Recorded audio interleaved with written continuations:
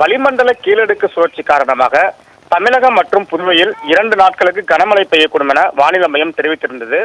குமரி, நெல்லை, தென்காசி, தூத்துக்குடி உள்ளிட்ட 4 மாவட்டங்களுக்கு அதி கனமழைக்கான ஆரஞ்சு அலர்ட் விடப்பட்டுள்ளது. அதேபோல் நாகப்பட்டினம், திருவாரூர், தஞ்சாவூர் உள்ளிட்ட பல்வேறு மாவட்டங்களுக்கு கனமழை எச்சரிக்கை விடப்பட்டிருந்தது. நாகப்பட்டினம் மாவட்டத்தை பொறுத்தவரை கடந்த சில நாட்களாக வெயில் அதிக அளவில் இருந்த நிலையில் இன்று அதிகாலை முதல் மாவட்டத்தின் பல்வேறு இடங்களில் கனமழை பெய்து வருகிறது.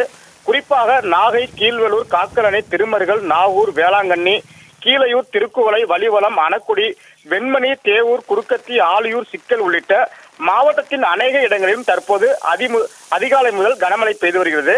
தற்போது கோடை வெயில் தொடங்கி பொதுமக்கள் அவதியடைந்த நிலையில் தற்போது திடீரென பெய்து வரும் கனமழையால் குளிர்ச்சியான சூழல் நிலவி வருவதால் பொதுமக்கள் மகிழ்ச்சி அடைந்துள்ளனர்.